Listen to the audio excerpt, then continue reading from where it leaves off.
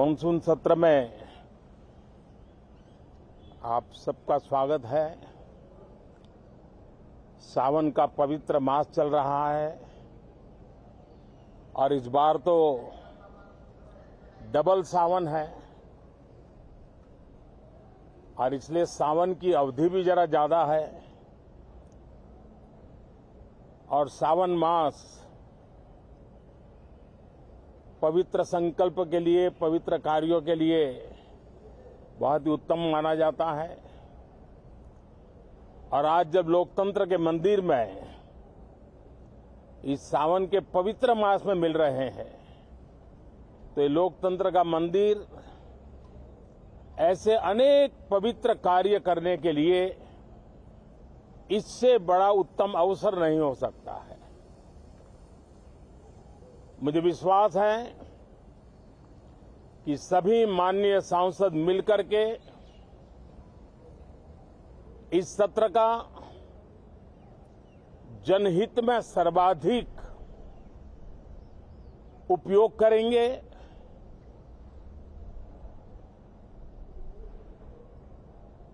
संसद की जो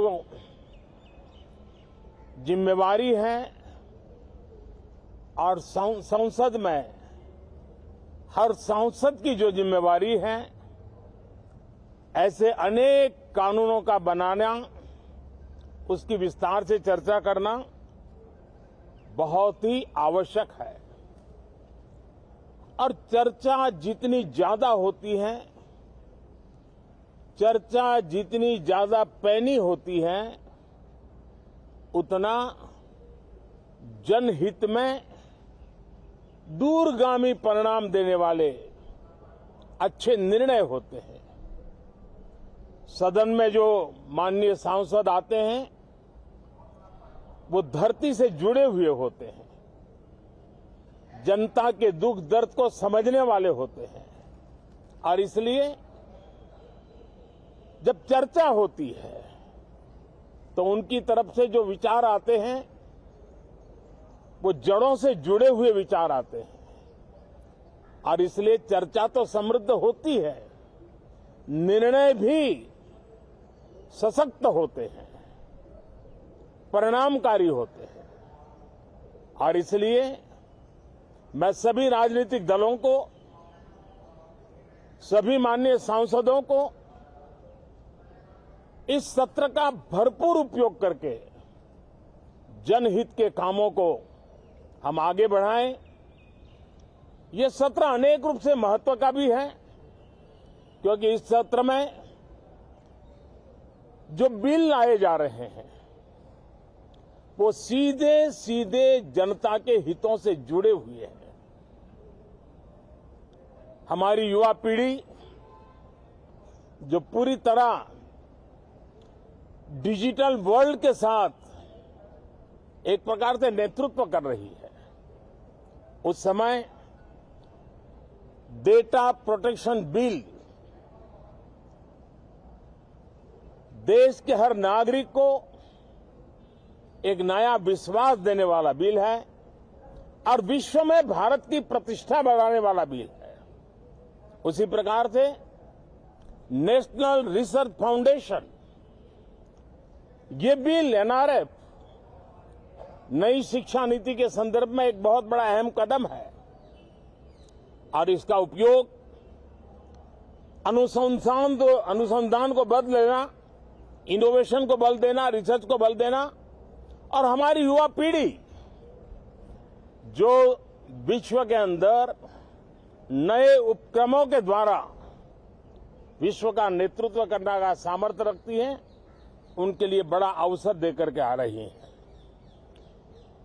जनविश्वास बिल सामान्य मानवीय के प्रति भरोसा करना, अनेक कानूनों को डिक्रिमिनलाइज करना, इस मुहिम को आगे बढ़ाने वाला ये बिल, उसी प्रकार से जो पुराने कानून है उनको खत्म करने के लिए भी एक बिल में प्रावधान किया जा रहा है। हमारे यहां सदियों से एक परंपरा रही है कि जब विवाद हो तो संवाद से सुलझाया जाए। मीडिएशन की परंपरा हमारे देश की बहुत सदियों पुरानी है। उसको अब कानूनी आधार देते हुए मीडिएशन बिल लाने की दिशा में इस सत्र का बहुत बड़ा उपयोग है, जो अनेक विवादों से सामान्य मानवीय से लेकर के असामान्य संजोगों को भी मिल बैठ करके सुलझाने का एक मजबूत नींव बनाएगा। इसी प्रकार से डेंटल मिशन को लेकर के एक बिल जो हमारे डेंटल कॉलेजेस के लेकर मेडिकल के छात्रों के लिए एक नई व्यवस्था को आकार देगा। ऐसे अनेक महत्वपूर्ण बिल इस बार इस सत्र में संसद में आ रहे हैं। तब ये जनहित के हैं, ये युवा हित के हैं, ये भारत के उज्जवल भविष्य के लिए हैं। मुझे विश्वास है कि सदन में गंभीरतापूर्वक इन बिलों पर चर्चा करके हम बहुत तेजी से राष्ट्रहित के महत्वपूर्ण कदमों को आगे बढ़ाएंगे। साथियों, आज जब मैं आपके बीच आया हूं, इस लोकतंत्र के मंदिर के पास खड़ा हूं, तब मेरा हृदय पीड़ा से भरा हुआ है, क्रोध से भरा हुआ है। मणिपुर की जो घटना सामने आई है, किसी भी सभ्य समाज के लिए ये शर्मसार करने वाली घटना है। पाप करने वाले, गुनाह करने वाले कितने हैं, कौन है, वो अपनी जगह पे है, लेकिन बेइज्जती पूरे देश की हो रही है। 140 करोड़ देशवासियों को शर्मसार होना पड़ रहा है। मैं सभी मुख्यमंत्रियों से आग्रह करता हूं कि वे अपने राज्य में कानून व्यवस्थाओं को और मजबूत करें, खास करके हमारी माताओं बहनों की रक्षा के लिए कठोर से कठोर कदम उठाएं।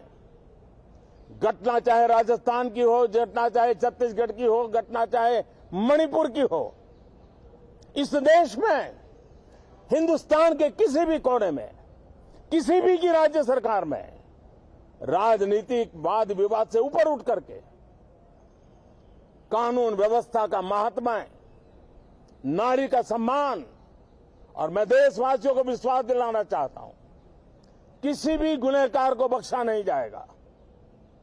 कानून अपनी पूरी शक्ति से, पूरी सख्ती से एक के बाद एक कदम उठाएगा। मणिपुर की इन बेटियों के साथ जो हुआ है, इसको कभी माफ नहीं किया जा सकता है।